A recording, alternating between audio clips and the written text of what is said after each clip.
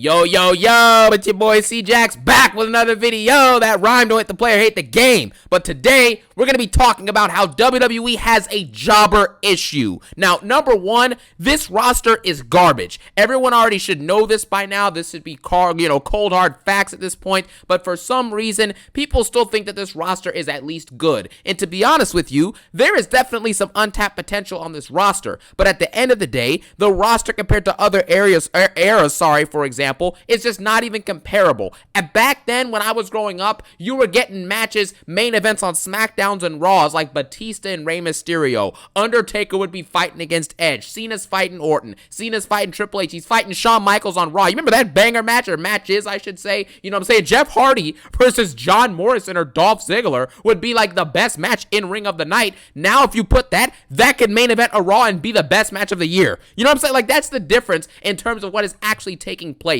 But now you look at last night on Raw, you have Sami Zayn and Penta versus Braun Breaker and Bronson Reed.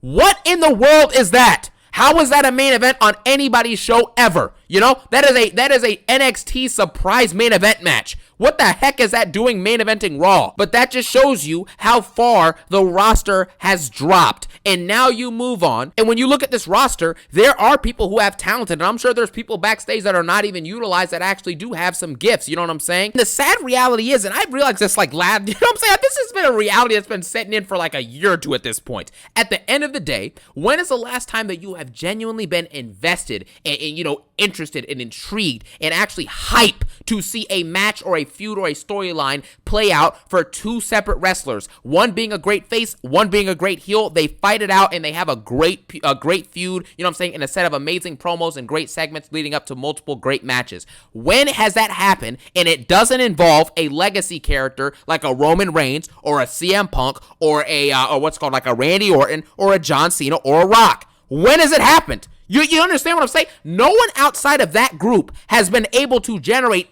anything amongst themselves. It is all predicated on Roman, Cena, Punk, Orton, and The Rock. That is all it is. There is no one else that you can actually sit there in recent memory and be like, wow, this person has given me amazing storylines and amazing feuds and amazing promos and actually has been able to put on good matches. Wait a minute. There is multiple of them, like your LA Knights and your Drew McIntyres. But what the heck have they been rewarded with? Oh, that's right. Undercard jobbers who do nothing. That's what they've been rewarded with by triple fraud. That is the problem with this company today. Because when guys like Cena, Punk, Roman, and Orton and these people bow out and they retire, what are you going to have next? Main events like we had yesterday with Braun Breaker fighting against Sami Zayn for the 90th time?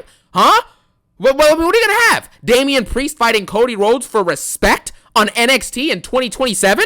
That's what we're going to get? It's not acceptable, and you know it. The writing is on the wall. Some say the writing's on the wall. You know what I'm saying? That's what it is. We have to find and build new stars because this current roster of jobbers who cannot cultivate or build any great stories on their own, this upcoming generation of wrestlers is struggling. They are. I showed you guys the video last week or the week before breaking down what Seth Rollins has said about this upcoming generation of wrestlers, what The Undertaker said, what Triple Fraud himself said about the wrestlers. They're not as hungry. They get guaranteed contracts. There's not as many live events anymore, so they can't practice their abilities of being a heel, their nuances of being a face, working the crowd, extending matches, selling, working your character. They don't have these skills ironed out. So when you have a roster full of jobbers, and the only great moments or memorable moments that have happened in wrestling over the last year are all predicated on old-timers, part-timers, or legacy characters, you are basically proving to yourself that you can't build new stars and you have nothing new of note, and none of this current crop of talent under Triple H's booking at least can actually build us great and interesting stories. But the point is, no matter who you think is talented or good on the roster or who you think is bad, Triple H clearly cannot build new stars. And you know how he said in that one interview after Bad Blood, he's like, I don't see color, I just see talent. Triple H can't see color and he can't see talent either. He doesn't see anything. All he sees is 50 ads on the ring mat and garbage performances and absolutely horrible storylines. That is the fact, the cold hard truth, and nothing but the truth. Vince McMahon, for example, had guys like Roman Reigns, John Cena, Stone Cold, The Rock, Undertaker, Shawn Michaels, stars that he found. He had his eye on him. He was like, you know what? This guy can actually be an all-time great. He can be a legend of the industry. This guy can be awesome. We can mold him into being an all-time great professional wrestler. Who in the world has Triple H molded into becoming an all-time great professional wrestler? Who are they? Where are they at? Are they in the room with us? I don't think so. You know, they're not there. The reason why they're not there is because Triple H cannot build new stars. You look at the current roster of talent and you look at what we're getting. In what world is Sami Zayn and Penta main eventing a Raw? Do you understand how embarrassing that is? With Jey Uso coming out to yeet afterwards. That's nothing to me. Carmelo Hayes is sitting in the backstage at catering right now. Meanwhile, Roxanne Perez is a tag champ. Tiffany Stratton is a WWE Women's Champion. Braun Breaker is a multiple-time Intercontinental Champion and is in a main event level storyline with, well, it's not main event quality level, but it's main event on Raw with the stuff with Rollins and the faction. You know, you have all that stuff taking place. And meanwhile, Carmelo Hayes in that same, class that they brought up from NXT is doing nothing. He fought Andrade 7 times and is jobbed out 1 billion times over again, man. It's over. Trick Williams is nearly 30. I think he's over 30 years old, sitting in NXT with a TNA championship. You mean to tell me that you can't find anything for Trick Williams to do on the main roster? But you can find a way for Bronson Reed and Penta to be in the main event of Raw. Sol Ruka sitting on NXT with all the talent she has. LA Knight has been super over now for 2 or 3 years at this point. He's been doing great work on the mic, telling solid stories, and also wrestling solid matches. And this dude is incredibly still over to this day, and he has won nothing. Nothing, man. He got a U.S. championship reign and he lost it to Shinsuke Nakamura and then lost it to Jacob Fatu. You know, it's embarrassing at this point. Drew McIntyre, I can't stop thinking about Punk. Drew McIntyre, for example, is a main event level talent, or at least an upper card level talent. He cuts good promos, he can tell good stories, and he obviously can wrestle great matches, and he's big, he's imposing, he's got the physique to look the part as well. Drew McIntyre is great, and for some odd reason, this dude has been relegated to doing nothing feuds, losing those nothing feuds, complaining every week, and barely showing up. You know what I'm saying? I guess he's been hurt, so that's that. You know, hopefully he gets better soon, obviously. And then obviously Drew McIntyre has won nothing of relevance in years. In years! Are you kidding me, man? Braun Breaker, a young and up-and-coming talent that this is what they want to be the future of the industry. You know what I'm saying? The next generation of wrestling. And Braun Breaker, when's the last time you've seen him cut a promo? When's the last time you've seen it? Just let me know. When is the last time that you've seen Braun Breaker have a good, engaging feud? A set of great matches where he showed up consistently. Because when he was IC champ, he was barely showing up to work. He was barely wrestling. And it was an embarrassment. It was an embarrassment. The Street Profits, they finally get tag team gold after 4 or 5 years. And how good has their reign been? It's been awful. Because Triple H has put in zero effort into it at all. Montez Ford can wrestle well. He can cut promos. He's charismatic. He's entertaining. He's supremely athletic. And he obviously puts on good matches, and him and Dawkins are good together in a tag team. And you mean to tell me that what you're giving them as tag champs right now is the best you can give them? It's embarrassing, bro. There's no other way to go about it. The New Day had one of the best heel turn segments in recent memory of professional wrestling. And where did it go?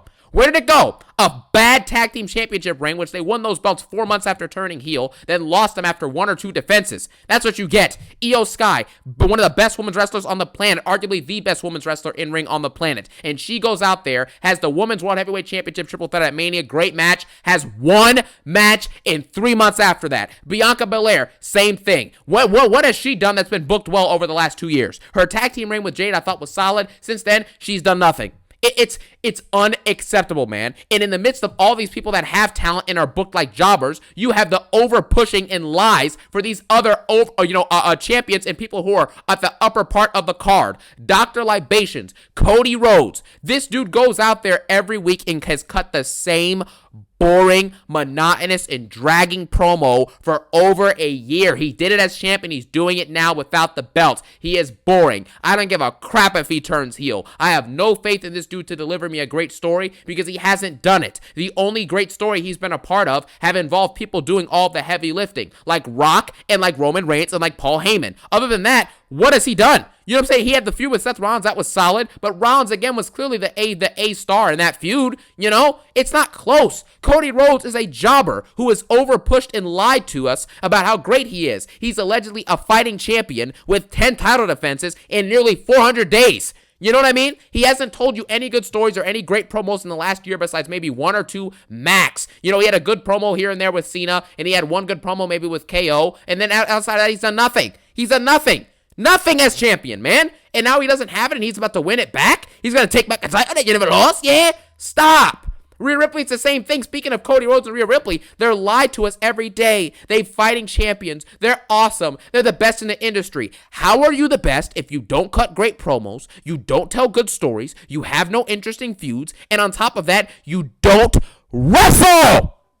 How can you possibly be told to us how amazing you are? That is just a blatant lie that Triple H does on a consistent basis, man. It is infuriating watching this stuff take place. Rhea Ripley has 34 matches in 3 years, and we're told to us how amazing she is, and how much of a top star she is, and how over she is. And that's great, because now in today's society, you can get over in wrestling, you know what I'm saying, without doing anything at all. Quite frankly, Rhea Ripley barely wrestles. She shows up, her music hits, and everyone's gooning. They're excited. You know what I'm saying? All the Rhea Ripley goons and then, you know, the super fans are all excited for her and how great she is allegedly, and she's done nothing. She doesn't wrestle. She doesn't cut good promos. When's the last time Rhea Ripley has really floored you with how great she was in a mic or in a storytelling? Huh? Well, like, be honest with yourself. It hasn't happened in recent memory, man. Jey Uso, because he can yeet, and he's been on the road for a decade, just like every other wrestler in the company. Now, all of a sudden, Jey Uso deserves a world title reign. He gets it, it sucks, and he loses it in Gunther to Gunther on a random episode of Raw. Sami Zayn. Sami Zayn's another one. You deserve it. You deserve it. Stop. Stop. Just because you're on the road for some years and you wrestle matches doesn't mean that you are actually someone who deserves to get a world title. All this gimmick with him and Karrion Jobber Cross, who people say, Karrion Cross, man, did you see that promo he cut in that interview? Oh my gosh, man, push Karrion Cross. Stop. He's a jobber, and you know that. What the heck has Karrion Cross done for this company in the last few years? Be honest with yourself, man. You know? Tiffany Stratton as well. She gets overpushed to the moon. She clearly is green on the gills on the mic still, even after being on the main roster for over a year. She's not good on the mic. She's not good at telling stories. She hasn't built any good feuds, and her matches have multiple botches. You can probably find whole compilations on YouTube of her botches. This is not acceptable, man. But these are the people who are told to us that they are the main eventers. They are the superstars. They are the best that the industry has to offer, and we see no evidence of it playing a role. And the reason for this is because Triple H, like I said, cannot build stars. So he has to resort to playing on nostalgia. John Cena has to come back and be the top WWE champion. Randy Orton has to be in the mix of the storylines because he's older, but he's still a draw, and he's a big superstar. You have to rely on people like Roman Reigns when they show back up. The Rock when he's there. CM Punk, obviously, as well. You know, he's older, and he's one of their top draws. This is what WWE has to resort to, and Triple Fraud has to resort to in order to have any type of intrigue in this company. And even with that, there's still no intrigue because of how bad the product is and how poorly everything has been booked. You have guys like Gunther, who Gunther now is supposed to be the ring general. The mat is sacred. He tells us in promos he's the best that the industry has to offer. He's the top guy right now. Gunther had 7 title defenses in nearly 200 and something days. It was like 280 days or 260 days, whatever it was. And he lost and got tapped out to Jey Uso. He then fought Patrick McAfee in a struggle match that took him 15 minutes to finally get over with. Then you had a situation where then Gunther beat Jey Uso on a random episode of Raw, and now Gunther's trying to tell us he's going to destroy Bill Goldberg, a nearly 60-year-old man. He's going to beat Bill Goldberg? Nobody cares. Goldberg is 60, man. Get out of here with that garbage. It's not believable. You don't tap out to Jey Uso and then barely beat Patrick McAfee, and now we're supposed to believe that he's a big threat? WWE is built on lies. Triple H, all he does is lie. They have to lie because they have to make up for the fact that the roster does suck and the talent that is available on the roster is not booked accordingly. So Triple H cannot be creative enough and not good enough to find ways to make these talents actually feel like main event level superstars and megastars. If all of these people were as good as they were saying and business is the best it's ever been, why is TKO in debt? Why is TKO in billions of dollars in debt? Why in the world did Triple H have a situation where, you know, since Raw and Netflix debuted around 6 million viewers globally, it now struggles to get 2.8 million consistently? Worldwide viewership on that, by the way. Explain that to me. Seriously, how can the roster be this good and the storylines are this good? Everyone's that great. Everything's amazing. Everything is positive. Everything is amazing. Everything is awesome.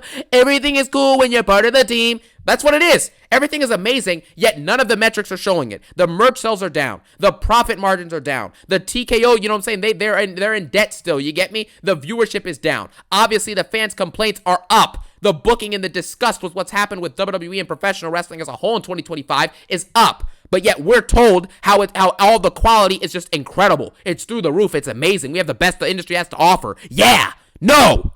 It's embarrassing, man. So with that being said, this is a simple rant. I don't have to get too super, you know what I'm saying, continue to keep going on with this for a super long time, because at the end of the day, it's very self-explanatory. Triple H is not building new stars. The talent and the quote-unquote talent and the jobbers are filling up this roster, and we have absolutely nothing to show for it but bad matches, bad booking, nonsense storylines, and nothing making sense at all. And because of that, you have a bad product and a garbage set of talent that cannot be developed into building that next generation of superstars. Because Triple H can't see color, he's the gamer, he's the fiend, and he can't see talent either. With that being said, because of the overpush lies, the garbage, and the trash product that we get today, it's safe to say that Triple H sucks at his job and, as per usual, needs to be fired immediately. Thank you guys for watching. Have a phenomenal day. Peace out, and one love.